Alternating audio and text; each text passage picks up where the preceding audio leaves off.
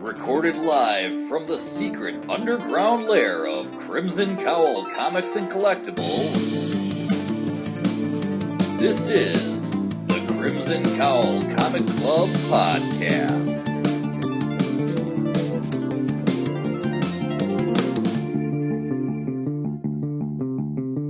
The following issues may contain spoilers. Hey, Sucktalica, do you mind shutting the fluff up for one goddamn second before I stick blowfishes up every single one of your hooties? I'm Anthony. I'm Kirby. I'm Jim. I'm Eric. Welcome to issue number 261 of the Crimson Cowl Comic Club podcast. Each and every week, we meet here to talk about comic books. On this week's show, we are going to do the club discussion for issue number 10 of The Punisher, and then we're going to jump into weekly reviews. That's where we go back and forth, and we talk about the books that we've been reading, whether they're new, whether they're old. We're going to talk about them there. Then in a news segment, I am going to kick off part one of my C2E2 2023 recap. I just went to that convention, so I'm going to start showing off some of the things that I had gotten and meet and greets and such, and listen to the future episodes for more parts of that. But in the news segment, we are also going to cover the first set of the catalogs for the April 2023 previews. So we're going to cover Marvel and DC Comics for products coming out in June and beyond. So that is our lineup for this week's show. What we're going to do is jump right into the club discussion with issue number 10 of The Punisher. At last, the fist of the beast has fully risen, and the full power of the new Punisher is unleashed upon the world. It's a bad day to be a bad guy. Meanwhile, Frank's wife Maria uncovers more dark secrets from the past, including more missing pieces of the Punisher's origin. This issue is done by Jason Aaron, Jesus Saiz, Paul Azaceta, Matt Hollingsworth, and VC's Corey Petit. All right, every time we cover an issue of the Punisher here in the specific run, we hand it over to our resident Punisher expert, Eric. Take it away with issue number 10. Alrighty. Now, if you remember in the last issue, Frank had finally defeated Ares. Everyone who had been basically impeding him has been, taken out of the picture. So it opens up. We see there's a bunker where a disgraced Simkarian war general is holed up thinking, oh, good, I'm safe. And during this time, what else would he do but watching TV? And we see that Frank has been up to, a few minor activities. We see that he took out a plane that had a sex trafficker on it, and we can see he's flying away. Also got a boat where you see he's walking away on the water, full of a bunch of people, of drug traffickers who call themselves the Billionaire Butchers Club. But so he's there. The general's watching this. He's like, oh dear, everything's bad. But he's in a bunker that he feels is Punisher proof. And then Frank just, basically lets him know that's not true, and he gets the point, let's just say. Pardon my pun, totally intended. But after that, he turns to the Citadel, trying to find out who's left, spends the night with his wife, and she asks him again, are you done with this yet? And he gives her almost, which, she's like really tired of hearing. It's like, yeah, Frank, I've heard that before. We find that she's still, she still needs injections from the priestess. She's not strong enough to be on her own or even exist outside the Citadel. And basically she's at odds with the priestess, doesn't like her very much, and basically is like, I want my husband back. And the priestess insists that no, he's also part of me, and you have no idea what he did just to make you happy. And she asks what that means, and the priestess basically tells her, you're going to get to figure that out on your own. We then go to a flashback where Maria is talking to Frank, saying, maybe you should go off birth control. Maybe we should try to have a kid while you're here. And Frank instead just says, I think I need a second job. So, he says he's getting a second job, and Maria asks him about it. He's very evasive. But then later finds out that, yeah, it's not really a job. He has a buddy at Rikers Island who gets him in so he can watch the bad guys get zapped. And he just, we see from the picture, he's watching it. He doesn't look away. He observes it. And of course, for Maria, it's like essentially his second mistress watching the guilty get punished. Cuts back to the present where, it's been, the summary comes up about all the different places where Frank is going nuts. Went to Bagalia, went to even Castle Doom. So I'm just wondering, Latveria, that's going to be pretty good. So yeah, and then he meets up with Maria, tells her that I'm going to get the last of the list, and she's like, "Don't come on home until you're coming home."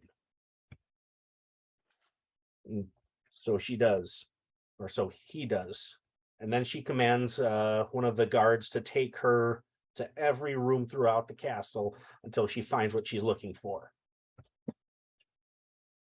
And then it cuts to back to another flashback where Frank was going to go view an execution, but the governor issued a stay of execution. So instead, he went to a veterans bar, basically drown his sorrows. But what he didn't know was that Maria was there. She's like, "Okay, Frank, here comes the ambush," because she was going to go say hi to him.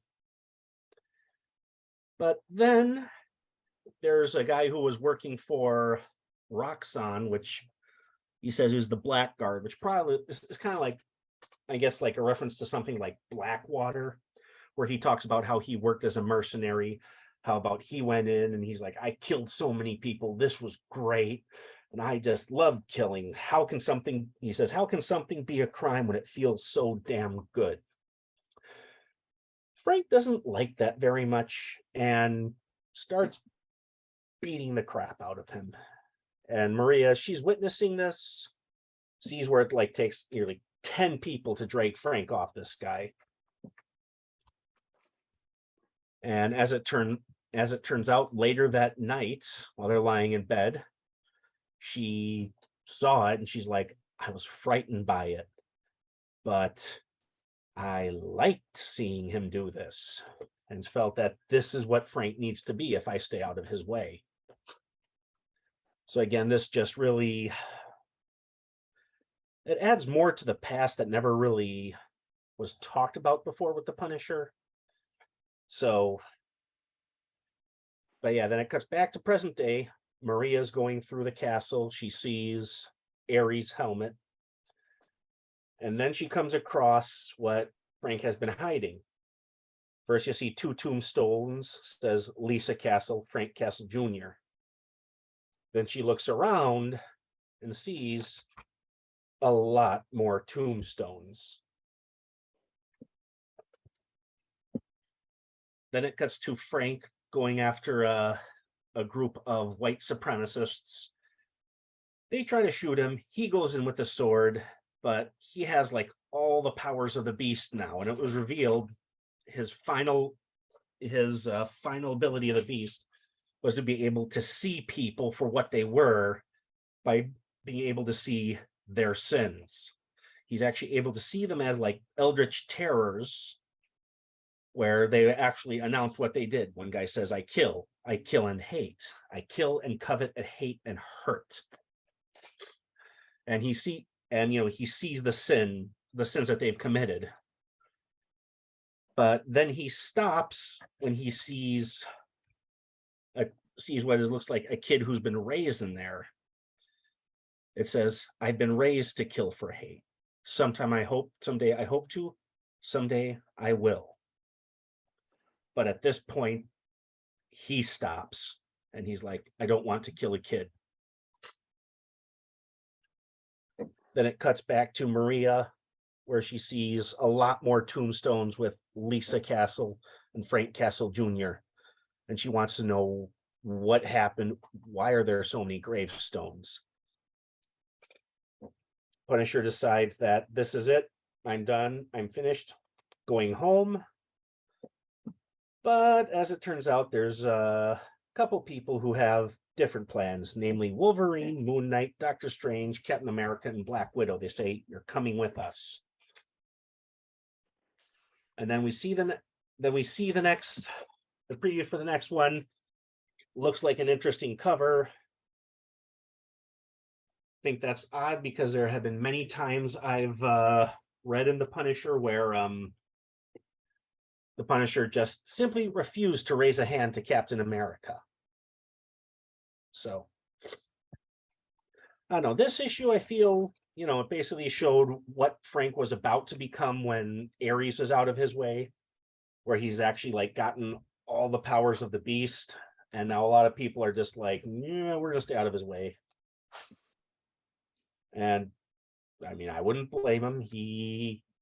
People are literally emptying magazines of bullets right at him, hitting him and not phasing him anymore because he's become so incredibly powerful. And I don't know, personally, I think that's just a little too much power for the Punisher. What I liked about the Punisher was he was mostly all tactics, firepower, planning. But this is now where he no longer has to do any of that. And basically, he sees someone do something wrong, he can go in, stop them, and nothing seems to be able to stop him right now. Although who knows what happens next issue? We might see that's different. But I also like how it went into the past, and we realized that Maria was not exactly completely blind to what Frank was or what Frank was becoming. Starting to see where, yeah, he was the Punisher before the tragedy even happened. He's kind of destined to do it.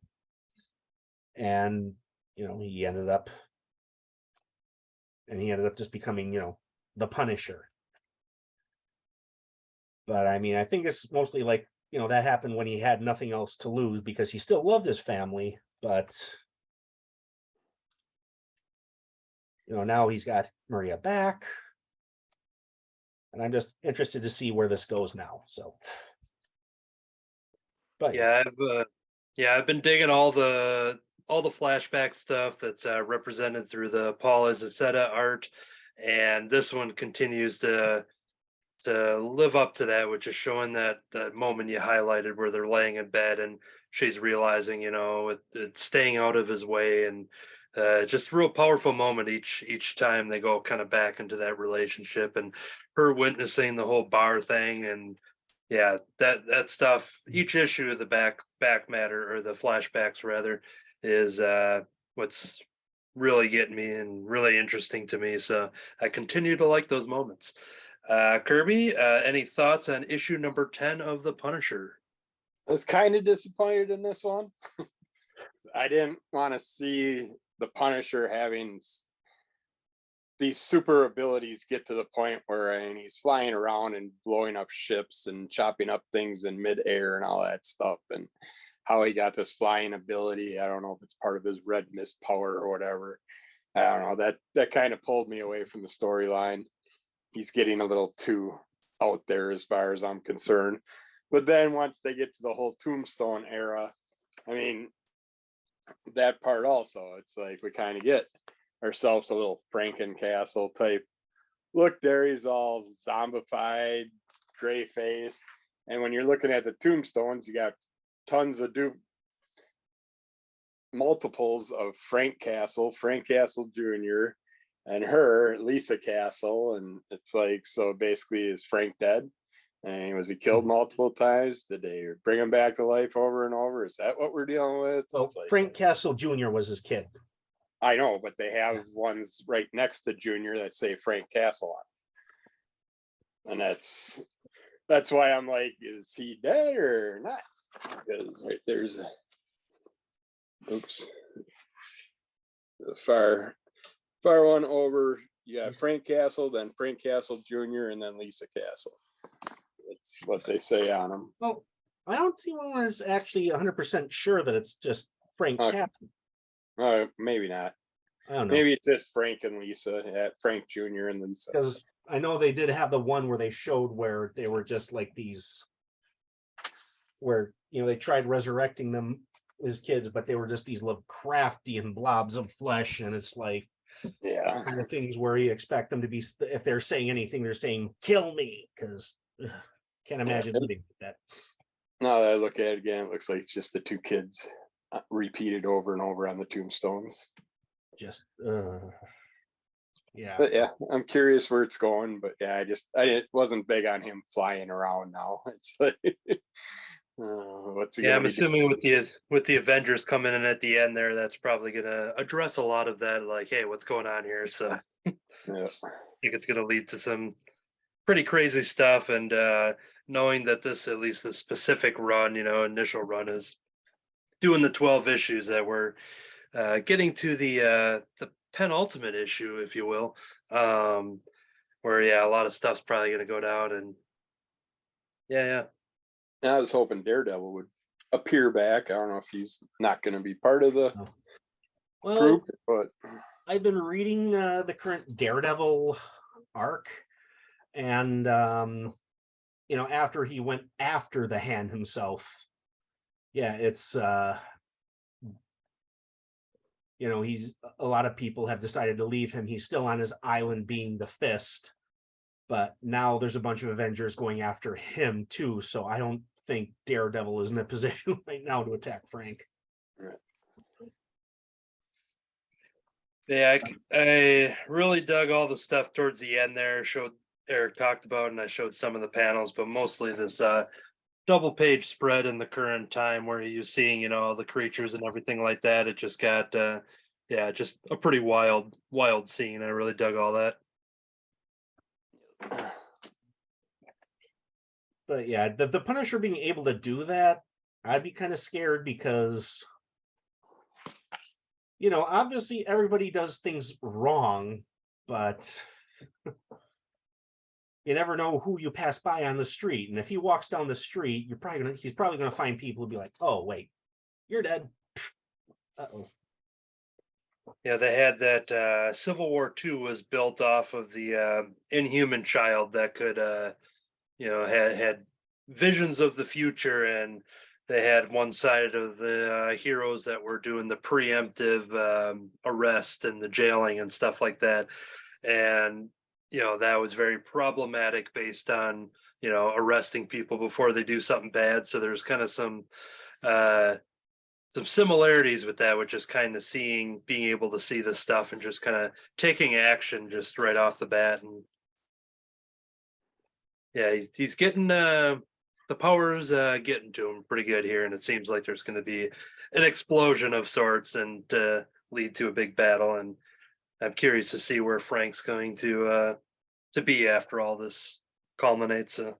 Well, it wouldn't be the first time that he took a step down in power. I mean, he had the War Machine armor that he returned when it turned out that Rhodey wasn't dead, and he at one point was also Frankencastle, and thankfully they fixed him for that.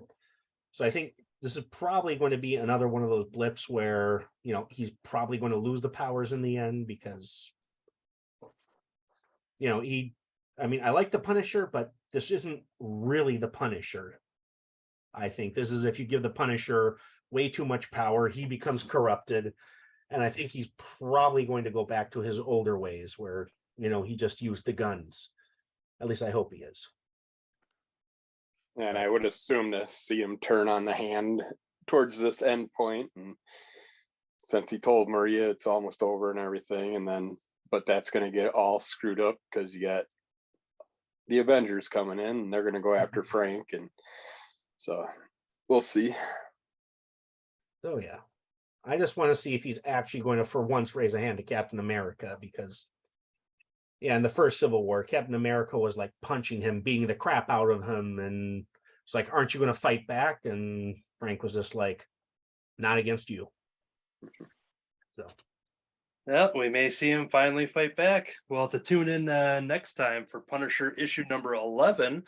So once that comes out and once Eric is available next, we will cover that in the future of our club discussion. We have some upcoming club discussion titles. We have a one shot that is currently out for It's Jeff from Marvel, which is Jeff the Land Shark. And if you are a YouTube watcher, you are getting to see a little figurine of Jeff the Land Shark on the screen right now. So yeah, that'll be coming up, and then we'll have future issues of Once Upon a Time at the End of the World. And we had recently wrapped up Berserker with issue number 12 on our last episode. And yeah, so we're getting kind of a clean slate here for our club discussions and a good time to figure out future club picks will be through these previews catalogs, which will do the Marvel and DC in the news, and then in the next episode we will cover the independents and all that stuff. So yeah, we will probably be choosing some new club discussions in the near future. All right, that is going to do it for this segment, but let's jump over to the news. All right, we are saving that. Our YouTube audience is seeing the behind the scenes. They get a little master class on how this is done by not actually figuring out or seeing how it's done. They just hear me talking about it, and my eyesight's kind of darting all over the place as I'm saving and right clicking and double clicking and minimizing, maximizing, basically anything to do some filler until we get everything going and the audio's back up. Here we go for the weekly reviews, everybody. Welcome to the weekly reviews. I'm going to kick it off with something that I recently picked up called Art Brut, issue number 1. Presenting here the first major work from the creative minds behind Ice Cream Man. This is relettered, remastered, and under its original intended name. The world of fine art is falling apart, and only Art Brut knows how to fix it. Alongside the Bureau of Artistic Integrity, Arthur Brut, the mad dream painter, and his trusty sidekick, Manny the Mannequin, must dive back into the very paintings that made him insane, or really itself, hold on, that's reality rather, or reality itself might just crumble to pieces, or crumble like that sentence I tried to say. A colorful gonzo romp through art and art history, Art Brut is equal parts police procedural, hyper fantasy, and psychological thriller, a veritable Pollock splatter of comics genre tossed onto one giant pulpy canvas. All right, this comic is done by W. Maxwell Prince, Martin Morazzo, Matt Lopez, and Chris O'Halloran. All right, this is something that I think came out a couple months ago. This is something I picked up at the local comic shop when I had a light week, and I'm browsing the racks, seeing what's there, and I saw this variant cover of the Mona Lisa that was kind of torn and at one edge there, and kind of revealing a skull and just a real grotesque horror approach to the Mona Lisa painting. And so yeah, and then I instantly recognized the creative team of Ice Cream Man, especially within the art style here. This story is basically about what looks like a class trip to an art museum, and they're talking about what they're going to be seeing next, and talking about how it's meant to see with your eyes and not with your cameras and all of that stuff. And that's when we find out that they are about to witness in person the Mona Lisa. And they do mention how much smaller that it is in person. That is one thing that I myself was shocked when I first saw that. I had some friends that went to see it, and taking the pictures in front of it and everything, and I was so confused, just being like, I had never seen like a comparison shot of how small that is. Anybody here in the club, has anybody ever seen that in person at all, or at least knew about it, the smaller size? Yeah, I actually went to the Louvre, and you see this great big crowd of everybody out there taking pictures of it, and they're like, yeah. No, it was a lot denser than that, and people move in, they move out. It's just, you're going through like a bunch of bodies. You go there and you're like, so that's it? Yeah, it's a good painting. But for some reason, I don't know, I feel that even though it is a masterpiece, once you actually see it, all the hype and everything, you're just like, don't understand it. I mean, it's a good piece of art, but I mean, I don't understand why everyone's so crazy about it. Yeah, the size of it, it was just like I was just trying to wrap my head around it, just being like, wait, what? You just imagine, it's going to be huge or something. But so, anyways, they're going and they're checking out the Mona Lisa. But what they find out is that this whole series is this arc, at least, is called the Winking Woman, because they look at the painting and Mona Lisa is winking. So they wonder what the heck is going on, and that sets off this crazy series in which we meet our main character, who is named Arthur Brut, and he is kind of like in this, psych ward type of thing, and surrounded by white walls, and he's out there painting. He's got some. They call him the that he was dream painting. When we first see him, we just catch him in the swirls here of this painting, and then we cut to reality, and there he is in his smock, and he's painting along, and he's making reference to his sidekick that he keeps talking to, that he believes is real, and he's talking about going on adventures with Manny the Mannequin. I happen to have Manny the Mannequin here as a guest here at the Crimson Cowl Comic Club, so everybody please welcome Manny the Mannequin here. I think he's waving to everybody. Yep, here we go. He's waving. There we go. I got to make sure he's facing forward. I don't know. He might be forward. He might be backwards. Nope, he's backwards. Here we go. Manny the Mannequin. So this agency is coming in basically to recruit him because he has some expertise in this field. We have a B story in which a mother is taking a young child who's kind of sketching along in the car. That they're on their way somewhere, and you kind of see that they're going to some sort of institute, some sort of hospital. We're unsure if it's the same place where we see Art Brut or not. It's kind of, I think it's left up to the future issues. But Art Brut is basically brought in on the special investigation as he kind of witnesses the change of the Mona Lisa in person. And there's I'm not going to talk about much happening in the second half of this issue, but we do get some kind of like a terrorist group that kind of comes in to interrupt it. We see some more with that kid who is being taken to this institute. We see some more stuff with Arthur and Manny the Mannequin, and what really makes him a dream painter and what that all means. The second half of the issue really gets escalated and just turns into like a crazy concept of a story. And just when you thought it was over, they do have a backup page of basically these the continuing adventures of Art Brut, as we see Art Brut and Manny the Mannequin, our drawing once again, our character here, going through these adventures, almost like we're reading like old comic books of these people here. And yeah, it gets pretty interesting. This whole issue was pretty fantastic. I think there's a couple of them out. The series, I think, is relatively new. I jumped on it late, just wanted to pick up something off the rack, and I thought that was an interesting cover there. So yeah, Art Brut, and once again, the creators of Ice Cream Man, so that seemed like a good sell. And based on the premise, you wouldn't know it when reading, but apparently this was released in some way, shape, or form prior with maybe different name, and this seems to be remastered and reissued. I'm not sure about any of those details since I just picked it up blindly off the rack. But yeah, this is pretty interesting. If you're into art and all that kind of stuff, this is just kind of a real very crazy fantasy police type approach to this mystery and what's going on, and the effects of this Mona Lisa winking.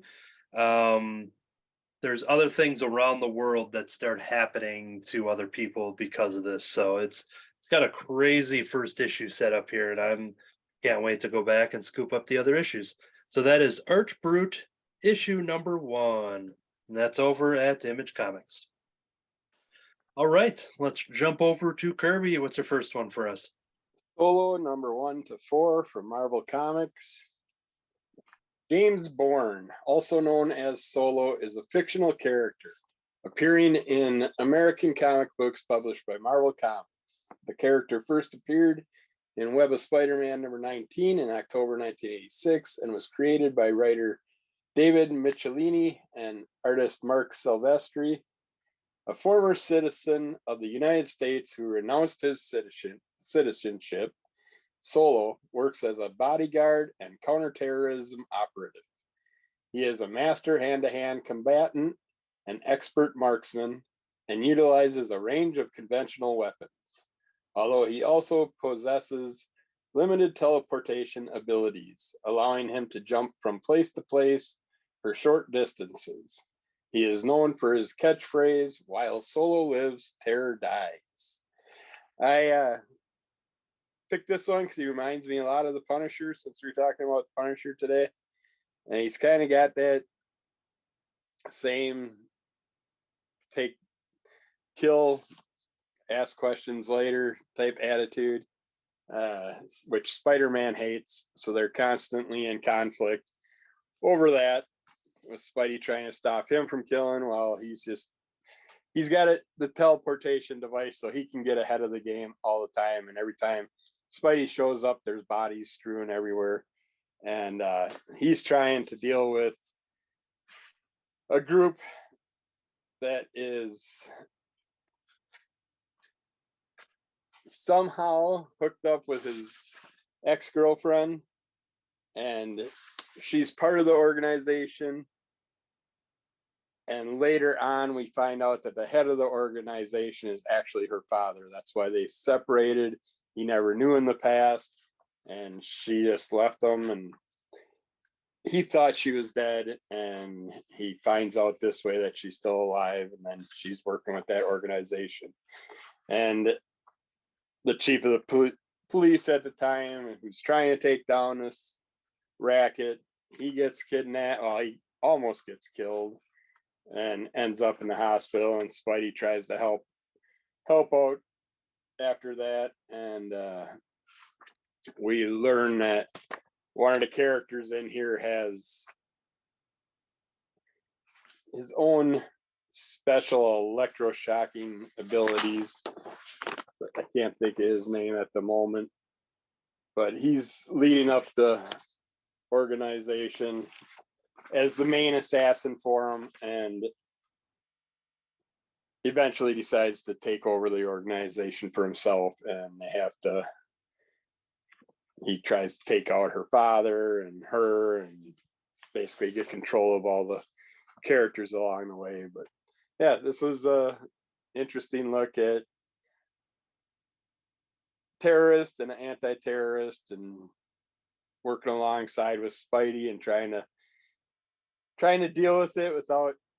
I mean, Spidey spends more time trying to rechange the good guys and make them follow his rules of no kill and just capture, and he ends up putting his body in more harm's way by doing that, and getting himself caught up in things while they're fighting, and the bad guys are also appearing and fighting along the way. But yeah, this is a fun, interesting one. If you like Punisher style stuff, with their little quarrels between Punisher and Spidey, I think you'll like this one too, because they definitely feel they have a lot of similarities in ways. But yeah, that was a lot of fun. Yeah, I thought at first that was a Han Solo series, because I was looking at like my issues and being like, well, we haven't had one in a while, but maybe you found some back issues or something. I kept thinking like, all right, I should pull these out, but glad I didn't, because that's not what it was. Yeah, I had a feeling when I wrote it that you might think that too. Cool. All right, let's jump over to Jim. What you got for us here? I have Batman versus Robin #5. For those of you that have been following the Lazarus Planet event that's been going on in DC, it wrapped up, and this is the epilogue to that event. It began in this book, and it is ending in this book, and this is the final issue. Batman and Robin obviously are going to reconcile and become a team again at the end of this book. So that's always a good thing to have. Damian and his father are reunited. The Lazarus planet, except for a few outliers that are still coming out, or maybe are out now that I just haven't received, is done. And for the most part, the main bad guys have been at least put away for the time being. In the previous issue of this book, the Devil Meza, who was basically the primary bad guy until his kid came around, King Firebolt, who almost defeated the Devil Meza, but Devil Meza was saved because he inhabited Batman's body. Now, in this issue, Robin is trying to save Batman by getting the Devil Meza out of Batman, but he has to basically lead him on a merry chase to take him from the Lazarus Event Island all the way back to Gotham to the Batcave and have things happen there. And he needs to call on the assistance of the Batgirls and the other Robins. So while they are distracting the Devil Meza, Robin also uses the aid of the Monkey Prince. Now, this Monkey Prince character is something that I wasn't reading, and just because there was a couple of tie-in issues that I picked them up, he's a kind of a strange character. It seems like his major superpower is that he can pluck hairs off of his arm or someplace on his body and make clones of himself. And they can do his attacks or whatever. They're just not very powerful in and of themselves. In one of those issues, he met with the Monkey King, who he is probably not related to really, but maybe there's some connection that we don't know yet. He's the great grandson of the Monkey King. Did they decide that was for sure? No, I've been reading the whole Monkey King Okay, series. all right. It didn't seem like they knew that for Or sure. the Monkey yet. Prince Okay. series. Yep. But he did learn to do his cloning better, so that instead of these little cartoony little monkey clones, they actually looked like the character, and they were full size, Monkey Prince characters that were able to do a little bit better fighting. Well, in this issue, he talks to Robin. Robin says, "Oh, can you do anything else?" He goes, "Yeah, they just don't have superpowers. Like I can make clones of Superman. They just won't have superpowers." Okay, so when it comes to the point where the Devil Meza is being beat down by all the Robins and all the Batgirls, the Monkey Prince jumps in, pulls some hair from his arm, and makes clones of Damian Wayne Robin, and they just swarm Batman, the Batman body who's inhabited by Meza. But in the meantime, the body is going down, it's failing, and they have to call on the sorcerers who have been restored to banish Meza without losing Batman's body, except they can't do it. So Robin runs to a computer and sets up a call via the Oracle network and calls out to Gotham City and says, "Gotham, we need you. Batman needs you. Remember everything he's always done for the city, how he's protected us, how he's defended us against all these things and everything. Right now, we need life force. We need a little bit of life force from everybody." And so the sorcerers, he encourages the people to raise their fist and begin to chant, "We are Batman," letting the sorcerers of the world tap into that life energy and restore Batman to life when he was on the edge of surviving and practically, actually, for all intents and purposes, was already dead. And when he does wake up, the first thing he does is he calls for Damien, and they are reunited, and all things seem to be past, and they are once again father and son and a new team of Batman and Robin. Like I said, I've read most of the titles that were included in the Lazarus Planet event, and I found it a very touching and heartwarming end as a Batman fan to find the way this ended with, this, the call, the bat signal in the air and the people chanting, "We are Batman." And then this full page, "We are Batman." Everybody all around the city chanting, "We are Batman, we are Batman." And then the magicians and sorcerers finally bringing him back and him shouting for Damien. This book has been written by Mark Waid with art by Osrar Godlewski and Belair from DC Comics. Cool. All right, let's jump over to Eric. What you got for us? All right. I have issue number 1 of The Neighbors from Boom Comics. It's an interesting story setup. It opens up where a bunch of hunters, they find some type of body. It looks to be like wrapped in a bunch of vegetation. They don't exactly know what's going on. And there's people saying that these guys were trying to do right by Casey. And you don't really know who that is yet. But the story centers around, let's just say it's a very non-traditional family. This is a case where a woman who left her previous girlfriend, wife, not sure, for a trans man, moved into an incredibly rural town. And they have 2 adopted daughters, one who's a toddler, the other one who is an angsty teenager.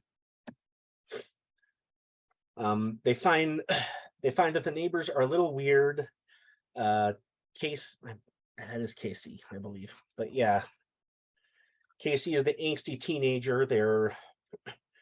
She's not really happy with the situation because, she's like, well, not with my other mom. Now you're with this man.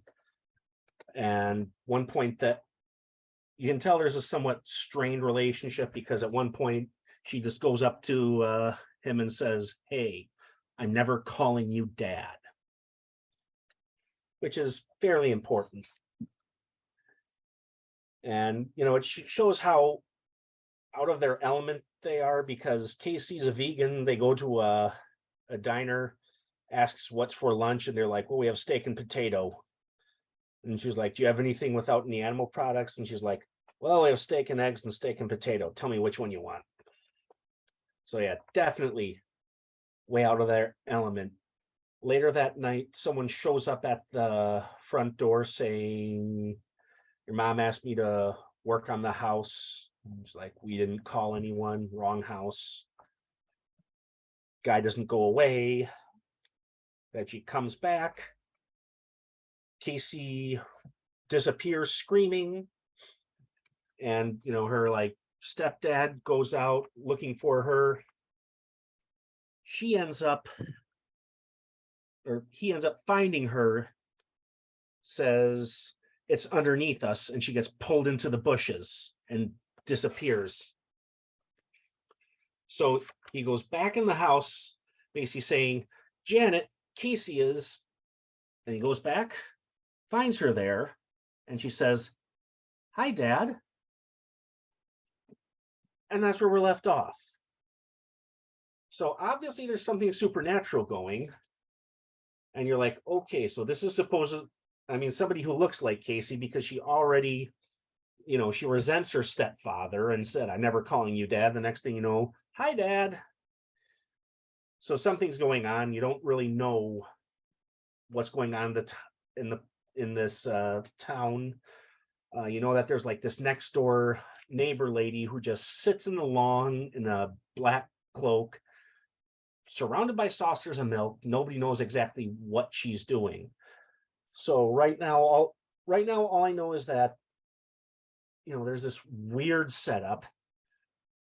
Obviously, it's a doppelganger. At least we're assuming, and not exactly sure where it goes. So I think it's a very good first issue. It makes it basically tells you, okay, this is the family dynamic. It's somewhat strained, and they're in this, podunk backwater town, and you just don't know where it's going to go from there yet. So I'm really looking forward to the next issue. So it's, Boom lately has been putting out a lot of really interesting titles. I mean, of course, they had Something's Killing the Children, and then there was Damn Them All, another horror title, and I believe they also have another one, Grimm. And yeah, they've got a lot of really interesting horror titles, and I think this is just going to add to their catalog, and I'm looking forward to seeing where it goes from here. So here's that one. Yeah, with having all the stuff with like Aftershock that's going on, there's some shady stuff going on with that company and like creators and such. That's a whole nother thing to Google. But it seems like with the additive of horror over at Boom Studios, it might be that some people that would normally go to Aftershock with some products might be reaching out to other publishers and such. But that's just my guess coming from the recent horror trend over at Boom. So. Yeah, I haven't heard about that. I actually haven't seen many stuff from Aftershock that I've been buying lately, though. So Yeah, I know there was some news about it, and without going into details, I do remember just walking past a booth at C2E2 and hearing somebody just say yeah, Aftershock wasn't paying creators or something like that. So there's this whole thing that's going on. So Google it for all the official details.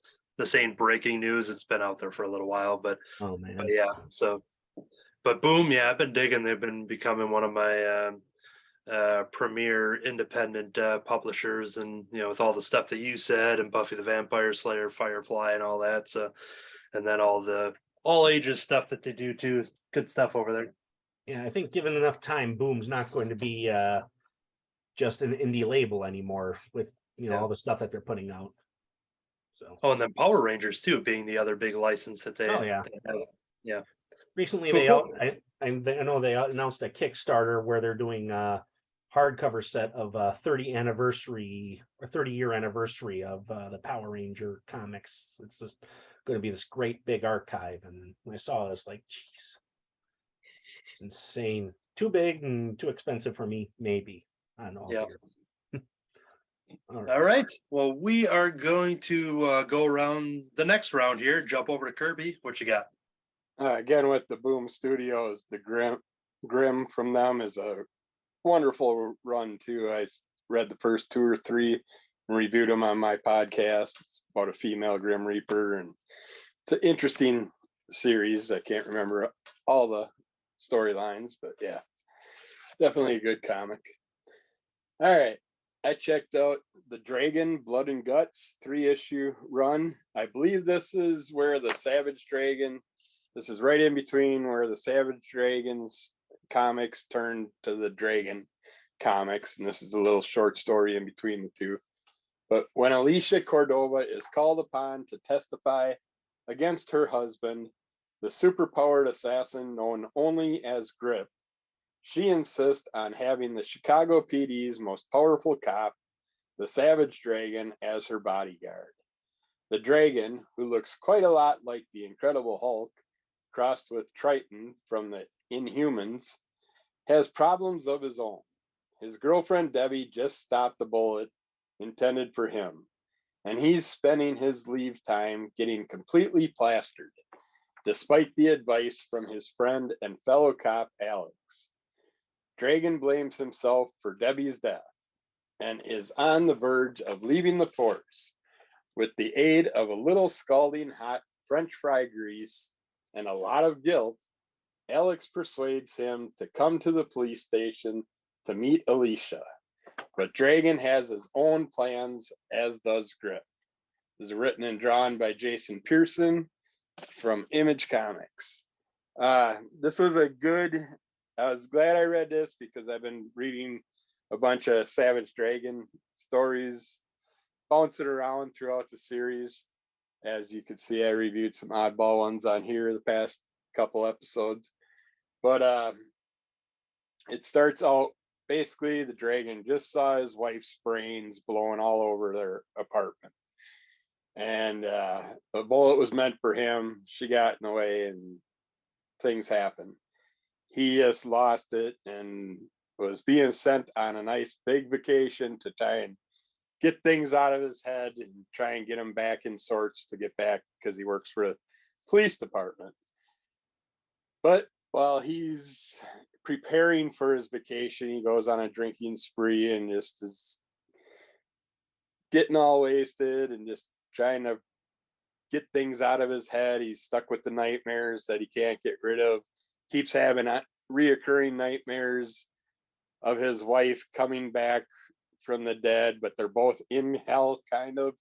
And she's dragging him deeper in there and torturing him and punishing him for her getting killed. And he's just dealing with that torment over and over. Well, they find out that they got a client that well, not a client, but a female star type character that's basically going to turn state's evidence on her husband. And he's a superpowered assassin. And they work for a huge organization of killers, and she just happened to be married to him. And he has these abilities to kind of like electrify his body up. He's got claws for hands, and he likes to grab people by the head, and he'll electric charge it up until their heads explode and stuff like that.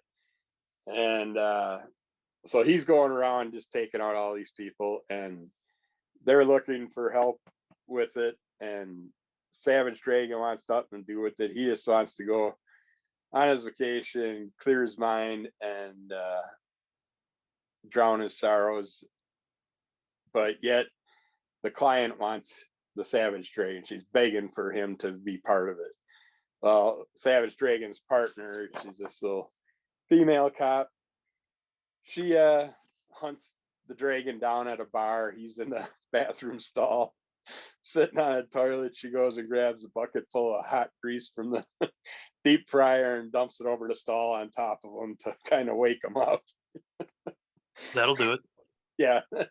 It kind of like melted his shirt right to his body. But the dragon can take that. He's got all those healing abilities like many other superheroes. But yeah, they go through all that, and then he finally joins up with the cause, and then they get kicked off, and then he finds some things to work with his partner to try and hunt them down. The gal gets kidnapped by her husband. Everybody gives up on the case thinking she's dead, but then they find out down the road she's pregnant and all that, so he's not going to kill his unborn child and all that stuff. So, but yet he's being forced to kill her. So all kinds of things happen. I'm not going to ruin the end of it, but yeah, this was a great little midway point, because the stories I've been reading were kind of like partially with his first wife, and then now with his new girlfriend later on, in which he finally decided to hook up with someone new eventually. And she wanted, I don't know if I reviewed the one with her in it or not, but she was a person that wanted nothing to do with the dragon if he went back to his being a police officer and his superpowered ways. And then she finally gives in and gives him a chance to let him go back, because he's going stir crazy. But yeah, these have been a ton of fun. I'm having a lot of fun diving into the Savage Dragon again. So, yep. Check it out. And I just want to add one thing for those people that are just listening to the audio, they missed a very important part of that review when Kirby just slightly mentioned the word punishing, and you just saw a head nod from Eric, and he just goes, you just saw that's something you can't hear. So you have to jump over to YouTube and subscribe to get little moments like that that are just going to be lost on the audio audience. And then because we've talked about Grimm, Stephanie Phillips, who is the writer and creator of Grimm, she was at C2E2, so I decided to grab the issue there. This is covered by Jenny Frizen. But yeah, so she was awesome. She's definitely a superstar writer. With Grimm, she's a current writer on Harley Quinn. There's another collaboration with the cover and Jenny Frizen, got them both to take that cover. And writer over, she did the Wonder Woman Evolution miniseries and just tons of stuff. She's basically like showing up everywhere. So yeah, just wanted to call that out since we mentioned Grimm. Those Grimm covers have been beautiful, and that's how I got into it at 221 Comics when they're closing out. Shelly's seen 3 of the foilish type covers, and she's like, "Are you reading this?" I'm like, "Nope." So we grabbed them, and yeah, they're very nice looking covers. And that's literally what I told Stephanie and Jenny, where I mentioned that I wasn't initially going to pick the series up until I saw that Frizen had a cover variant. And I'm like, well, I'll get it because Jenny Frizen, might as well read the comic. And then I said, yep, now I've been reading it ever since because it's an awesome series. So yeah. Sometimes you can judge a book by its cover, but you know. All right, so that is going to do it for that one there. Let's jump over to Jim. What you got? I have Batman Legends of Gotham. It's a one-shot.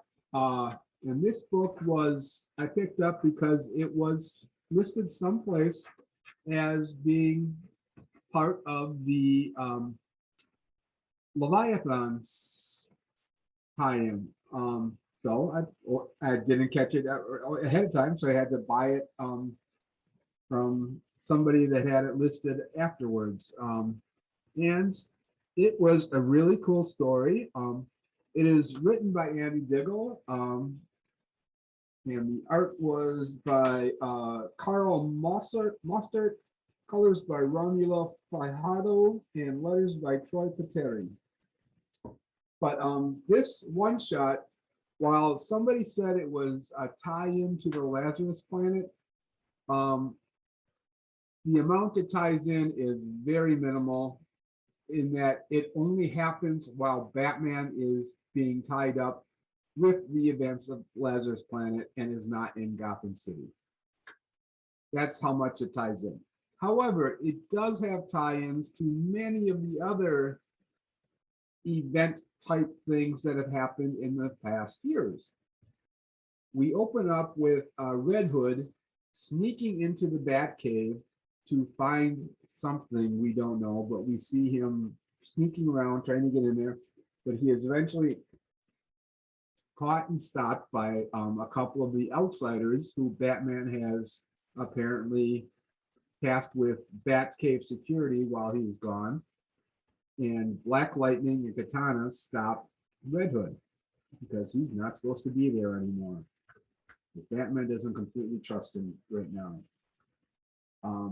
So they discuss why he's there, and he says, well, with the events of Leviathan, all of the secrets that Batman had, including the information on how to take down all of the Justice League and all of the other superheroes, has been taken and might be taken and might be up for sale by this new criminal organization called Myriad. And we need to secure it, get it back, whatever, make sure it doesn't go up for sale. And that is what happens in this story, is that Red Hood, Black Lightning, and Katana make contact, try to find out where this stuff is going on sale, and try to outbid the super criminals that are trying to get this information. There's a few comical moments, especially once the bidding starts. The very first bid comes from Condiment King, who bids, I think it was $10, and then is quickly outbid by 1 million, even 1 billion. I think Jason Todd eventually bids $1 billion, saying I'm good for it. However, he is quickly outbid, and it ends up going to Bane for $100 million. He gets to buy these digital secrets of all the intelligence agencies, plus whatever was in Batman's secret files. And then since he wins, they have to stop him before he can actually claim this information. Well, Myriad does not have their operations on planet Earth. They have a huge orbiting space station that Bane has to go to claim, and they tried to get there before him. And well, they do essentially get there, and Red Hood is able to successfully swipe the data chip. And as they're escaping, he actually rescues one of the people that just works there, takes her with him, and then everything goes away. But the thing about this book that I found really interesting was there were several touching moments as we see Jason encountering Bane, and how he remembers how Bane broke Batman's back, and his relationship with Alfred, and how Alfred comforted him and told him, how things could be better. They actually kind of recreate some of the panels from when that event happened, and it was really nice to see that and see Jason's memories of Alfred and what some of his motivation is in doing this. He wanted to, kind of do it to honor both Alfred and Batman, who couldn't do it for themselves at the moment. So, and then at the end, that person that Red Hood rescued ended up, while she was being rescued, swapped the chip that he had claimed for a dummy chip, and then ended up passing it off to another person who looks like they might be in charge of Myriad, and we're going to have to find out who this person is eventually. But it is a really cool looking character, a female character. And I don't know who she is, what she's supposed to be. I don't recognize her, but she's got like a Themyscirian type spear, and it looks like kind of Atlantean armor and boots. And she's got like 2 swords, like the League of Assassins kind of carries. So I'm curious to see who this character is and where she's going to turn up again. But this Legend of Gotham was supposed to be a one-shot, so while it says the end question mark, well, I'm sure that's going to be coming out fairly soon, and we get to see what's going on with that. All right, let's jump over and see what's happened with Laura Kinney over with Eric. What you got? Have X-23 Deadly Regenesis #1. I've always really liked the character of X-23, or Laura Linney. A lot of this comic, you kind of have to know her backstory for some of the understanding. Basically, she was created to be a clone of Wolverine, but the Y chromosome was damaged, so a scientist ended up who was trying to clone her, put her own X chromosome onto it, and we ended up with X-23, who's a female version. She was put through, intensive brainwashing, lots of trauma in the facility where she was brought up, a lot of it overseen by a lady named Kimura. And you'll see why that part is important. Kimura was a very mean person.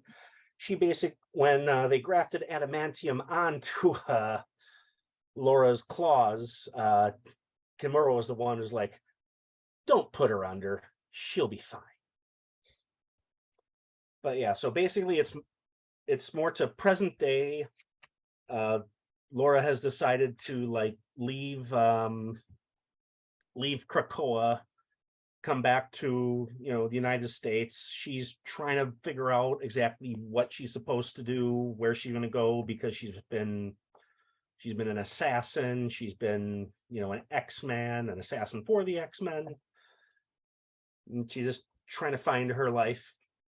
Then she finds out, or with her senses, she sees that there's a fire. She goes in, kind of like making up for her past. She goes in, she saves several people, including a firefighter who got trapped. And afterwards, news gets a hold of her, is like, hey, what's going on? She's like, leave me alone. And of course, since she's seen on TV, the organization that made her, they find facial recognition on her. And then we see that person who's looking after her, or who's finding her, is Kimura. Person who, and it's important to note, last time Laura saw Kimura was handcuffed to a radiator, unable to get out while the basement was flooding. But Kimura is fairly super powered, so all she could pretty much do is stay there, not being able to breathe, waiting for someone to find her. No word from you, Kitty. Anyway. So we also find out that the organization is still working on people. Kimura found a MMA fighter who's willing to go through a lot of treatments and enhancements, so basically he's cheating. And you find out the reason for him going into this program. They were always trying to find Laura. And you find out from her past, when she was an assassin, she ended up killing what looks to be either his brother or father. I think it's more likely father, because he's very young, still a young MMA fighter. And this is like Laura as a child when she's killing this man. So we see Kimura is like building up this MMA fighter, enhancing him. And the organization is still looking for Laura. You find her, and then you see this side is called "I'm Haymaker, and I'm here to kill you." Well, the question is he really going to kill her? It's going to work. Don't know. But again, this is another issue number 1 setup. Where's it going to go from there? Probably not going to kill her. She has been shown very difficult to kill. And I mean, recently, I know in the whole X-Men storyline, she had been caught in the vault in like a time, they're in a time bubble. So while it was a week or so for us, it was literally a couple millennia for her out in there. So like I said, she's very, very hard to kill, just like Wolverine. Since he's essentially his daughter and twin. So, but yeah, again, I know I sound like a broken record, but I want to see where this goes. I think this will probably just end up being another thing which ends up changing her character, because I've read a lot of the early ones where first she started out in the program leaving, then she met up with her cousin, then she ended up actually working as a prostitute in New York for guys who like to hurt people, because she couldn't really stay hurt. Yeah, she had a really, really dark past. So yeah, I'd just like to see where this goes with her and see if there's any more changes that she's going to go through yet again. So. Yeah, I miss the fun times when she was Wolverine with Gabby and then Jonathan the Wolverine. Those are some fun times there. So. So yeah, she's always getting all these cool little arcs and story changes, and yeah. Cool, Yeah, cool. the thing I like is like she like Harley Quinn. She was originally just a character that was in a cartoon, and then they decided, well, maybe we should give her own comic, and then it turned out, hey, it exploded. She was definitely a character worth keeping around. So And showed up in the Logan movie, and yeah, so cool character. I would really like to see them make an X-23 movie with her. I think she's old enough now to be Well, that much more yeah, dangerous one. Of course, she was a murderous little thing in yeah, that Logan. actress has just announced she's in one of the upcoming Star Wars series for Disney Plus. Oh, I nice. think the Acolyte series for Disney. But yeah, that actress is going to be, so it's kind of crazy looking at her, just how much she's like grown up when she was the little Laura in the Logan movie, and time just flew. So yeah, it would be awesome if they brought her back in some way, shape, or form. All right, we have one more set of reviews in this round of the weekly reviews, and we're going to go back to roughly early 90s ish, maybe. We're going to jump over to Kirby. What you got for us? Going back to the Amazing Spider-Man, we have issues number 353 all the way to 359, I believe. Nope, 358. The stalker cyborg Midnight is back on the scene, and it's up to Spider-Man and Darkhawk to thwart his path of destruction. What is the secret empire unleashing these strange modes of technological warfare? And will Spidey be able to stop them at the source before more civilians suffer? We had quite a few characters in here. Midnight is the main enemy that they're dealing with in here. He used to be the sidekick to Moon Knight and kind of got some upgrades. Well, him and Moon Knight were in a battle with, I believe, the Secret Empire. And yeah, it would have been the Secret Empire they were battling at that time because Secret Empire took them. But Midnight gets zapped, and Moon Knight thought he just got basically burned alive and killed. That's what he was led to believe. But they took what was left of Midnight's body back with the Secret Empire, and they just basically cyborged him up, just added, basically kept what they could of him and turned the rest into cyborg. And their main first mission is to break Thunderball, which I think that's James Zafar, out of jail, and use him as their main scientist to do any new upgrades on Midnight or whoever else they have to work with. And you also, and there's a little play in the first issue with Hobgoblin makes a crossover in here. Iron Man makes a little appearance in here, but nothing that really matters or sticks with the storyline. Part I like in the first issue, Spidey goes back to see Mary Jane, and they're sitting down to have dinner with Aunt May, and Aunt May's like, gotta get going. She's gotta go watch her TV because her favorite wrestler's on TV. So nice little throwback at Spidey's wrestling days and stuff in here. But that was a fun little thing they threw in. But the Secret Empire has all kinds of fancy ships that they fly around in. They have tons of people that are coming in causing all kinds of trouble along the way. And while they're dealing with the battles, it starts out mainly with Darkhawk battling with the Secret Empire, and then Spidey appears, and Spidey's mad again at Darkhawk because someone gets killed, and he's worried about other people getting killed, and he's like, you gotta put yourself in check and just kind of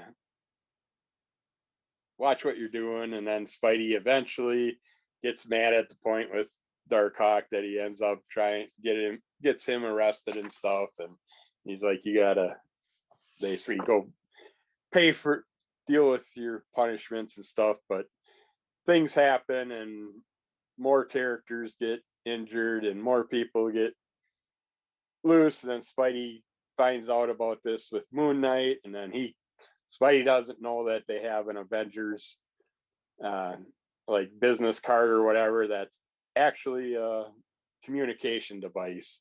So Moon Knight teaches Spidey how to use that, so then they can finally keep track of each other. And he lets Moon Knight know that, hey, your old sidekick's alive and he's modified, and they're using him to.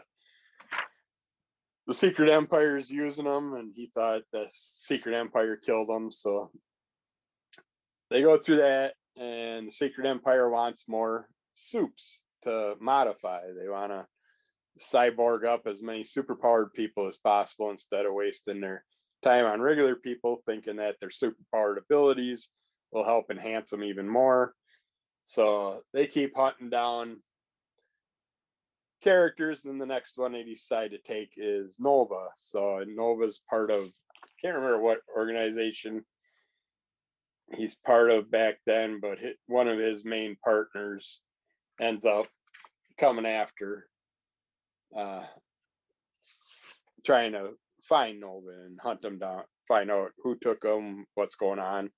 And while he crosses over dealing with that, he ends up crossing paths with Spidey, Moon Knight, and they also find out the Punisher's on a solo mission hunting down the Secret Empire.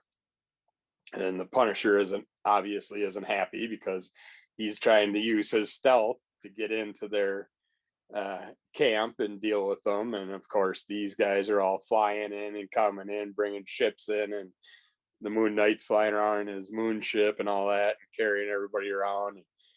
So they're making a ton of noise and just causing all kinds of ruckus, and the Punisher's getting pissed because this is happening.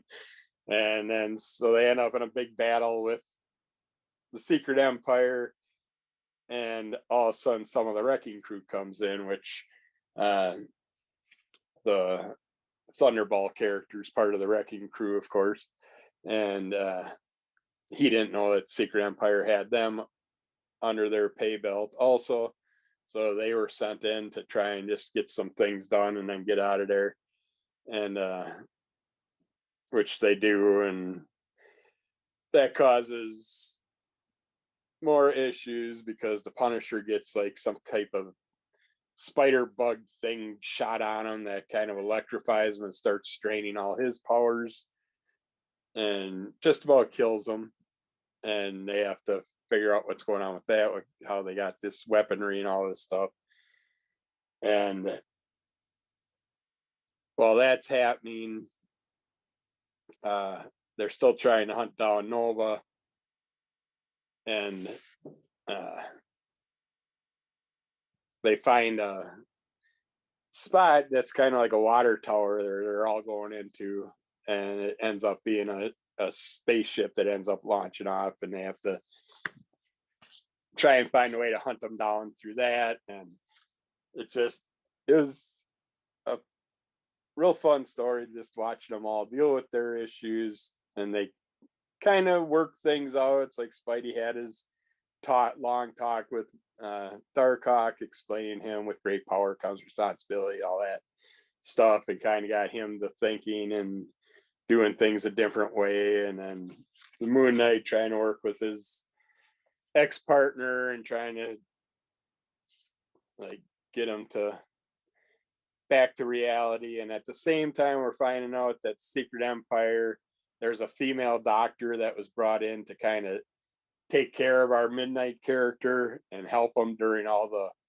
bodily implants and upgrades, because a lot of times they couldn't knock him out during them because they needed certain abilities of his to be intact when they're chopping an arm off and putting a new one on or whatever. And so while he's going through all that torture and pain, she's there to comfort him.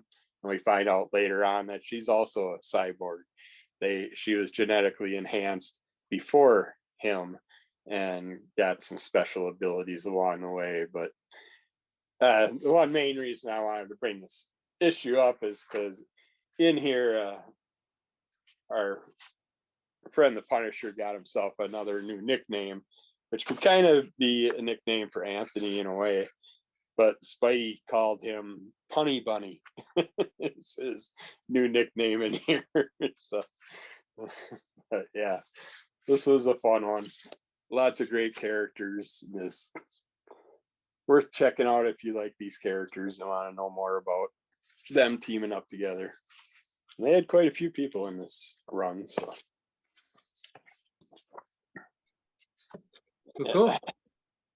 getting attacked by a cat. Uh-oh. All right.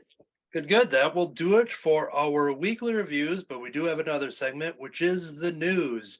And before we get to that, if you are watching on YouTube by subscribing to Crimson Cowl Comics or Crimson Cowl Comic Club on YouTube, you are now going to see the trailer for my upcoming show, Cartoonist by Night. If you are part of the audio listeners, you'll just have to go to cartoonistbynight.com. Well, let's cut to the trailer and we'll be back with the news.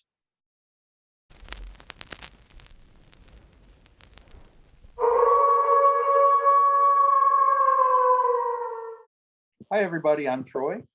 I'm Matt Rogers. I'm Matt Fife. And I'm Anthony Latch, and we are Cartoonist by Night. We all met online thanks to our shared interest in comics and cartooning. On our show, we hang out to draw and discuss whatever pop culture topics are on our minds. We are fully aware that a show like this has never existed before, and we hope we live up to the hype. So join us at our website, YouTube, and other social media platforms and watch us cartoon by night. The actual show isn't going to be scripted like this was.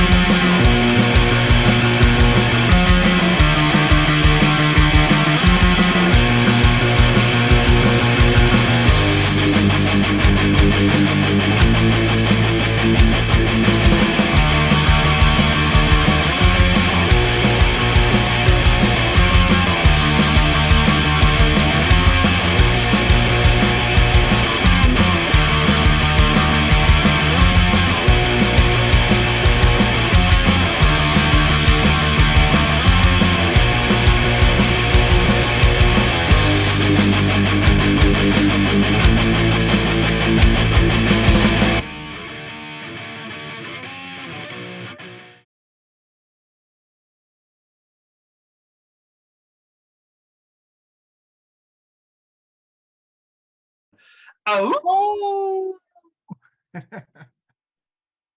All right, so there was the trailer for Cartoonist by Night. Go check it out, cartoonistbynight.com. And somehow during the editing, by putting that trailer in, Eric got edited out of the show. So goodbye, Eric. You're not in here for the rest of the episode. And just for behind the scenes stuff, people knowing, he had to leave. I didn't edit him out of the show. Okay, here we go. So I went to C2E2 2023. I've been going to this convention since, I believe, 2010. There was only one of them I missed because they had the 2021 at the end of in December to kind of still get one in during the COVID years. And so I skipped that one, but C2E2 is back into its normal time slot within that February, March, April debut. So what I'm going to do in this recap here, talk about some of the experiences and mostly spending time in Artist Alley and such. And I'm going to break that up into several of the upcoming episodes of Crimson Cowl Comic Club. I checked out Scoot McMahon over in the Rosie with the All Yeah crew. Scoot McMahon, who we've talked about many a times on this podcast, very recently with the Kid Cthulhu book, which I got to meet him with Dirk Manning, the writer of that, and Scoot did the art for that. So I got some commissions from Scoot, and I'm going to show those off right here. I wanted to do a Super Mario theme because at the time of this recording, the new Super Mario Brothers movie came out, and I thought Scoot's art would complement those characters very well. And so I wanted to kick it off here. I've got a Mario who is just exhausted after a hard day of adventuring and plumbing, and was kind of spat out from the pipe there. So that was a fun one there. I asked for Toad, and Toad is chasing a star who is very frightened by Toad trying to catch him. You can see Toad's pretty happy about that. That was a cool one. My favorite out of the Nintendo princesses would be Daisy. So I asked for a Daisy here, and she's getting whisked away with the wind and her umbrella. I love that one. I love the Lakitu character, which I've done some fan art for, where I turned myself into Lakitu and I called it Lachitu. Lakitu is that turtle in the clouds that you'll often see, throwing spiny shells down at you or waving the flags in the Mario Kart races. But he took Lakitu up in the clouds and roasting some marshmallows up against the sun. So that was an awesome one. And the other character I got was a Goomba. I love the Goomba. It's my favorite kind of creature from the Mario Brothers universe. But I had one specific detail. I don't want to give artists too many directions on what to do with their art and make this character do that, make this character do this. But this one I said it very specifically had to be the 1993 movie live action Goomba, which is very different than the Goombas we know from the games. And here is that Goomba, which is awesome, just flashing the peace sign. This was so hilarious. Awesome card set. You can visit Scoot McMahon over at Scoot Comics, or you can go to scootcomics.com. Lots of great stuff there, and absolutely love these commission cards.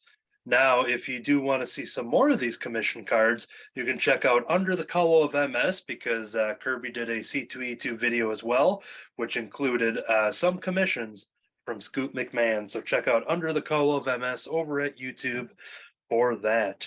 All right, another one of my annual stops at the C2E2 Artist Alley is visiting writer and artist creator Dan Parent, who is a 35 plus year legend over at Archie Comics, and he's always got some great work there. It was awesome to turn around from the Oh Yeah booth, because Dan is right there across the aisle.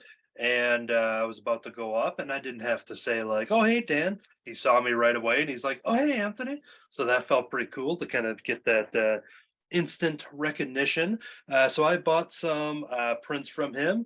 There was an awesome print that he did of Betty, and you see her crying as she's looking in the reflection there. You'll see that Archie and Veronica are sharing a kiss, and Betty is just in shambles there to see that yet again. It's happened for about 80 years, but it still gets to her. So I had to get that in a print. I also got a Betty and Veronica bikini swimsuit print, which was awesome. I know Dan has done one, if not all of these, as special covers and such for different websites that he works with. So some of that stuff I'll hold out, because I know he does prints of them as well. And then there's this awesome one of Betty here with a glass up to her face, and through the glass you see a part of her skull, and it's got this very chilling adventure feel to it.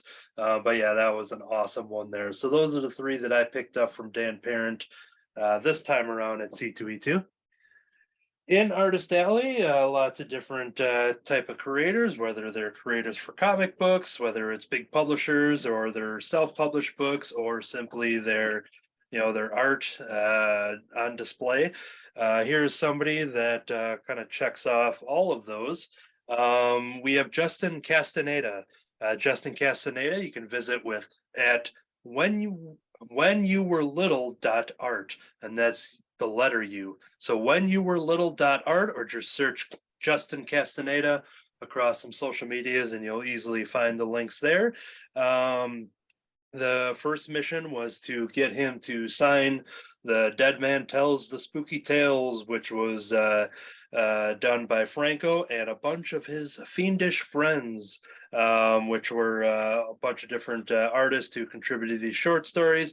I talked about this here on the show when it came out last year, and there was probably about 3, 4, maybe 5 of the artists in Artist Alley that have stories in here. So what's cool about that is, well, I had Franco sign the opening page, but some of the artists are represented with their little examples of their art from the stories. So they actually got to tag their signatures right there next to their art. There's Scoots there with the man bat.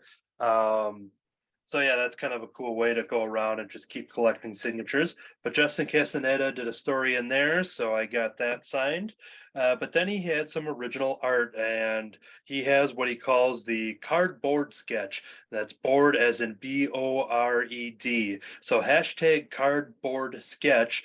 And this is a lot of what he does. He's got smaller ones, which I'll be showing. He had some bigger ones too. If you go to whenyouwerelittle.art, you'll see some examples of that. If you go to Justin Castaneda through the Instagram, I know his shop is set up on there too for purchasing some of these things.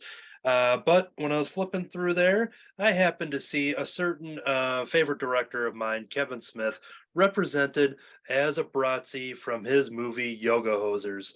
Yoga Hosers, I was probably one of the 5 people who saw that in theater. Kevin Smith would agree to that, so it's not a dig on him.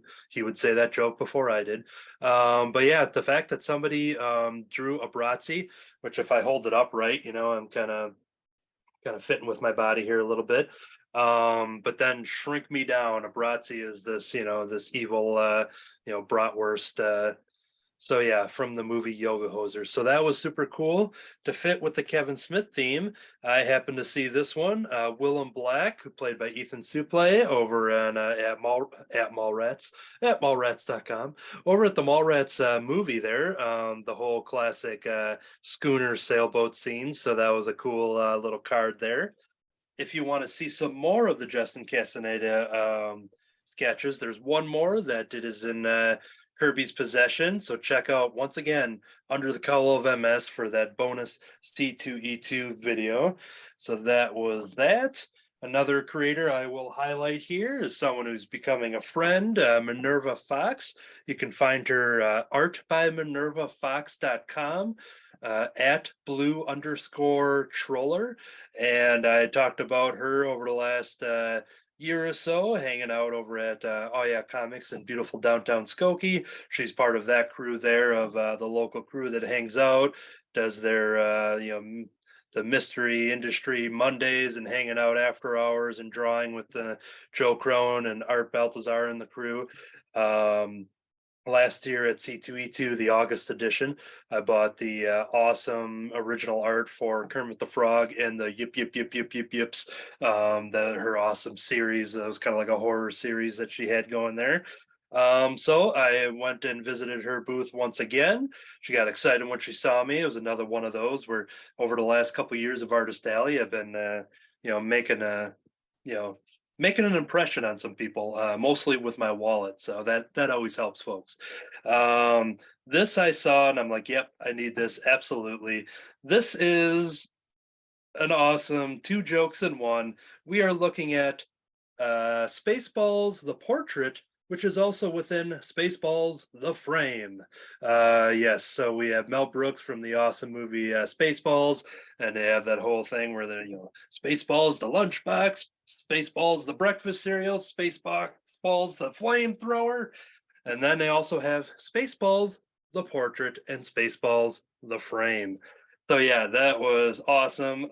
She had mentioned about sending the original art to Mel Brooks and crossing the fingers that it would someday come across his desk. And but yeah, so this was just awesome. I'm like, yep, I absolutely need that. So Minerva Fox, once again, art by minervafox.com. That's Fox with 1 X. And then you can find her online social media at blue_troller. Links for these people will be presented in the description as well of this very podcast. And so the last part of my part 1 of C2E2, I wanted to highlight one of the big reasons I was super excited to go there once I saw that legendary cartoonist Jeff Smith was going to be at C2E2. It had been quite some time since he had visited Chicago, to my knowledge. Bone is what he is most known for, the epic adventure cartoon series, presented by Scholastic, who's had like upwards of 30 some printings of this very volume, the complete collection.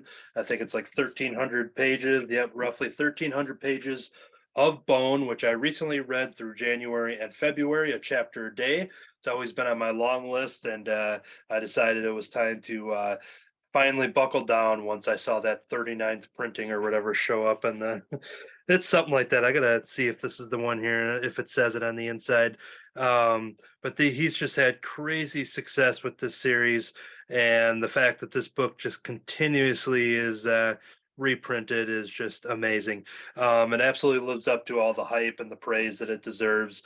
The adventures of Phone Bone and his brothers, the Bone Brothers. And so I got to talk to him. I was first in line for that and kind of talk about recently, finally reading this for the first time. And then I bought one single issue because I was looking at all the different covers, figuring out what I didn't want to lug this book around to get that signed. It's a whole extra carry on, and the Amtrak and all that stuff. So I picked one specific issue that I thought signatures would look great, and it's issue number 11 from the series. And you have Phone Bone, who is writing there, and he's laying in the sand. There we go. That's a better look.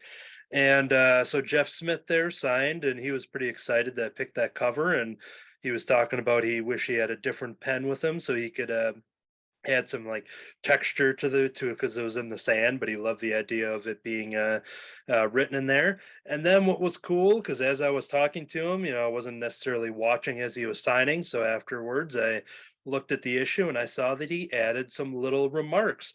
So he added a Phone Bone there, which was cool, and then a very awesome, very tiny special character, Ted, which is a bug that they meet early on in the adventures of Bone. And he had asked me my name so he could have Ted say to Anthony. So that was an awesome little bonus that. And it wasn't even when he said that, I saw him write my name and everything, but I was talking to him and just saying, trying to remember everything I was going to mention to him and keep it short because there's a whole line of Jeff Smith fans behind me. So it was cool to see that little surprise when I actually sat down and looked at that autograph and saw that he added two little remarks on there. Something, most of the time you'll have to buy that, and it's an exclusive little extra bonus, but that was super awesome. Jeff Smith was super nice. It was a pretty sweet moment. And then since I had finished Bone, I wanted to start diving into, I have yet to read it, but his current series, Tukey. So yeah, this one's done by Jeff Smith as well, and this is another black and white series. I love these kind of like landscape print editions, kind of like comic strip style and everything. And I excited to dive into that. But yeah, that's the last thing I kind of want to mention on this edition of the C2E2 2023 recap part 1. So stay tuned for future episodes of Crimson Cowl Comic Club to see even more based on what I have over there. There might be 4 editions of this, so it might just be a whole month celebration recapping the awesomeness that is C2E2. And once again, to get some more, check out Under the Cowl of MS for some more C2E2 art unboxings. So, all right. Oh, and the last little plug, Jeff Smith, you can find him online everywhere, as well as boneville.com. All right, so that does it for the part 1 C2E2. We are going to jump into our last little portion of the news segment for this episode, and that is going into the Marvel and DC previews, the April preview catalogs for products coming out in June and beyond. So we will kick it off here first with Captain Marvel issue number 50. Milestone issue, not because it's issue number 50, but if I'm not mistaken, I'm pretty sure this is the longest run that Carol Danvers has had for the Captain Marvel series. I can't think off the top of my head if she's had longer runs as Ms. Marvel, but this is a pretty awesome, especially in modern day comics, to have a 50 issue run with the same writer. Got a rotation of awesome artists. But the reason I wanted to highlight this is because this will actually be the final issue of Kelly Thompson's historic run. It has been an impressive journey, one that's taken Carol Danvers across time and space, pitted her against enemies new and old. Superstar writer Kelly Thompson has run Marvel's premier heroine through the gauntlet, and now the boss of space burns brighter than ever. No one believed she would get this far, but that's the power of Captain Marvel and her Carol Corps. They will never give up, higher, further, faster. to the very end. Do not miss this capstone to a record-breaking run as Thompson puts her final fingerprints on Earth's mightiest hero. So yeah, Captain Marvel number 50. This series has just been so spot on, and so yep, issue number 50 coming up in June. Can't wait to check it out. All right, jump over to Kirby. Any picks from Marvel? Yeah, Deadpool, Batter Blood number 1. Deadpool, Wolverine, Cable. It doesn't get badder than this. Wade Wilson is back, and he's brought some frenemies as the villainous Thumper returns to take out the man who created him. Wolverine and Cable step in for a daring rescue mission. But as Deadpool becomes embroiled in nefarious criminal machinations in Madripoor, will the trio be able to join forces, or will Thumper's agenda put an end to their efforts? Don't miss the highly anticipated follow-up to Deadpool Bad Blood, as Rob Liefeld returns to the Merc with the Mouth and introduces new characters into his wild world who are sure to become the next fan phase, including the first appearance of Shatterstorm. The Bad Blood run was excellent, so I'm looking forward to going into a badder version of it. And I like that Wolverine joined the crew. So. Cool. All right, Jim, do you have anything over at Marvel Comics? I have nothing because I didn't get my catalogs yet this month. All right, then we will jump back to me, which out of anything new, I don't actually have anything else to add. So from Marvel Comics outside of my ongoings. So Kirby, basically, if you have anything from Marvel you want to highlight, just rattle them off. Okay, I do have one more for sure. So we got Star Wars Return of the Jedi, The Empire number 1. It's a one-shot by Marvel Comics. What would you do if the Empire took over? As operations begin to take shape on the moon of Endor, a technician must figure out how to live under the control of the Empire. But if he can't stay out of trouble, what will the Empire do with him? Continuing the 40th anniversary celebration of Return of the Jedi, Jody Hauser and Jethro Morales pull back the curtain of the Empire like never before. Looks interesting. It's a one-shot, so I figure, what the heck, I might as well check that one out. And then it looks like the rest are all ongoing. So that's it for my Marvels. Cool. All right, we are going to jump over to DC and Jim. How about DC? Nothing over there either. So, as I know, physically in store, I didn't get my Marvel one, but I got my DC ones. But yeah, so I will kick it off then with DC's catalog. Catalog either. What's that? I didn't even get my big catalog. No. No. All right, so jumping over at DC, the first thing on my list. Now, normally I wouldn't jump on this. I don't need it. It's a great creative team, but the Penguin number 1 is coming out from Tom King and Stefano Guadiano.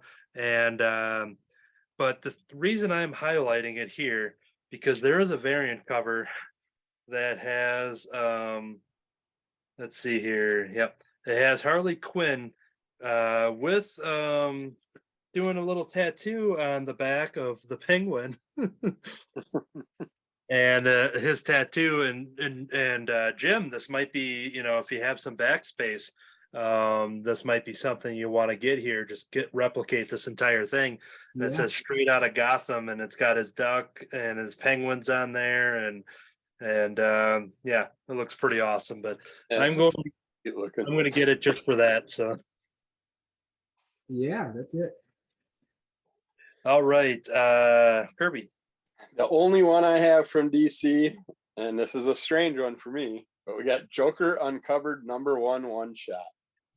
Lowlifes, creeps, and scoundrels. It's your Uncle Joker here. You know, art can come from many places. And most great art is about truly despicable people, like me. In that spirit, you should buy The Joker Uncovered to see a murderer's row of the world's greatest comic book artist commit my beautiful image to dozens of wonderful variant covers, all collected in one place for the very first time. Expand your mind a little bit and take in some good art. The reason I'm buying this one is, I mean, for a few bucks, it's artwork. So it's worth it just for that. But the cover with the Joker as Santa Claus sitting with a kid crying his eyes out, dressed as Robin, holding a Batman doll. It's a beautiful cover. I gotta have that. That's why I'm picking that one up. I wish it would have a short story though, that the Dynamite's been doing with their picture books, but in their cover books. Well, this is on my list too, because and I know Jim got a similar thing, because this is the art from Lee Bermejo. And so it's just one of those, just being like, it's an awesome purchase just to get more Lee Bermejo art, who does excellent work with all the Batman stuff. So Yeah, he did a beautiful job. so yeah, that is on my list as well. You know what? I didn't have any more little bookmark things, so yeah, nothing new. Oh yeah, I did have one more. I forgot to do it because we were talking about it before we went on air. But Wonder Woman number 800 is coming out. Now, Wonder Woman's a series that I'll kind of jump on and off with depending on arcs and creators and such. And yep, there it is. And I jumped on with the issue prior to this because I think it's kind of, you know, there was a jumping on point leading up to issue number 800. And I think from here on out, I think Tom King has taken over starting with 801, because he is credited in this 800 where it has a bunch of different creators, a celebration of Wonder Woman with this oversized anniversary issue, which is going to kick off the new era. And so this is going to be a jump on point for me, especially when I see an awesome swimsuit variant cover done by Mike and Laura Allred. So yeah, I'm definitely getting this issue anyways, and it's always a bonus, especially when an anniversary comes around, when you can get an Allred cover over at DC. So it's usually they do some covers over there, whether it's a Batman or a Superman or a Wonder Woman anniversary of sorts. So but yeah, they got a bunch of other stuff going on with their 2023 Pride special. They've got DC Pride through the years, a bunch of different covers throughout the month with all the different series they can get fun Pride covers for. And right when I thought I was going to have to buy two comics that I wasn't buying initially because I saw connecting covers between Harley and Ivy. Well, thankfully, they actually connect through their own series, which I am buying both of their books. So Harley Quinn number 31 and Poison Ivy number 13, both excellent series, have these cool connecting covers that are happening over there. So yeah, sometimes when they do those things, they'll, you know, randomly put that on like a Nightwing book or something, or you know, something that has nothing to. I think Marvel does that more than DC would, but it was one of those being like, well, I guess I'll have to buy those two. Oh, I already am, so that works out perfect. But yeah, check out the catalogs, even though this was a rather weak WEAK presentation of our preview, but a lot of times we'll highlight some of the like the new stuff that we're picking up, not necessarily focusing on the ongoing runs, but there's a lot of anniversary stuff going because the Flash has an issue 800 as well. But check out the Marvel and DC catalogs, whether they're in store at your local comic shop, whether they're through your online retailer or the websites for Marvel and DC, because there's lots more to get your stuff pre-ordered, so it's set aside for you at your shop to guarantee you get the stories you want and the covers you want and all that fun stuff. And that in turn helps not only the store, but as well as the publisher and the creators to show that you have an interest and you want the stuff that they're putting out. So check out those catalogs. Next week's episode, we will do the next available episode is what I should say. We will do the previous catalog for the independent publishers and more. And so yeah, that'll do it for the news segment, and that'll do it for the show. Starting with these YouTube videos, I started to put all the plugs into the end credits. I'm still going to read them through because we do have the audio audience, but I'll probably do kind of a condensed version from here on out. But check out the post credits of the YouTube videos.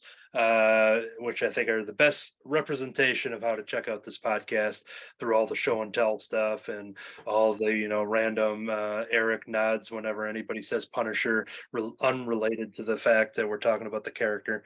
But here we go. We have some plugs here. CrimsonCowl.com. Go there for all the information regarding Crimson Cowl Media, including the comics. There's original comics over there from the creators of Crimson Cowl Media. So exclusive web comics over there. Crimson Cowl Comic Club at yahoo.com if you want to email us. Subscribe, like, share, and all that stuff. Ring that bell over at Crimson Cowl Comic Club on YouTube, which, by the way, at the time of this recording, we dropped episode 1 of our new BPRD spin-off YouTube exclusive book club series covering all the Hellboy comics presented in the library editions. That BPRD doesn't stand for what you think it stands for, but it is the Bureau for Paranormal Reading and Discussion. So we cover the giant library editions, the stories presented in there. Ignore the fact that this says volume 2 because I already filed away volume 1 because we've done a couple episodes. We got them banked, but we're starting to slowly roll them out. So check out our YouTube page, which is how you're watching this right now. If you're listening, go over to YouTube and check that out because those Hellboy episodes are only going to be there, and you'll see myself, Kirby, and Damon. Damon, who you don't see too much here on the regular show. So if you're missing out on Damon, you have to go check out those Hellboy episodes. All right, and then we have the Crimson Cowl, all one word, on Instagram. Crimson Cowl Comic Club on iTunes. Please subscribe and write a review. That will help us there.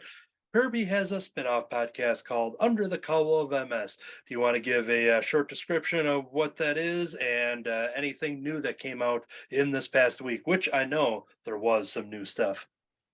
Comic books and MS talk. We're on spring break, but yet I'm still putting videos out on YouTube. You can catch audio versions on your podcasting platforms. You can catch video versions on YouTube and and on Spotify. And we got the C2E2 goodies that I got without going to C2E2 somehow. And there's other videos of WrestleMania review and some other fun things that I've been putting out. So check them out. Excellent. I myself have some hobby artist accounts over at Facebook and Instagram. So subscribe and follow Anthony Latch. That's LAATSCH. And speaking of me, I have a brand new YouTube show alongside previous guests from this show. We have Troy Dungera over at Kid Slapshot. You've got the creators of Happy Astronaut with Matt Rogers and Matt Fife. And myself, we've grouped together to create Cartoonist by Night. So go to cartoonistbynight.com. If you subscribe to YouTube, you've already seen that trailer, but go to cartoonistbynight.com. Check out the trailer there for the audio audience. Go to the YouTube to subscribe to there because that's where the show will actually be. We're getting into pre-production mode to get ready to film our first episode, but the trailer's up, giving you an idea of what it is, and a cool little art montage of what we do over at cartoonistbynight.com. And that is going to do it for this show. Thank you for watching. Thank you for listening. Tell a friend if you like it. That is going to do it for this week. This whole time, I did whatever a spider can't. I've been savagely punishing the web slinger. We are Batman. To be continued.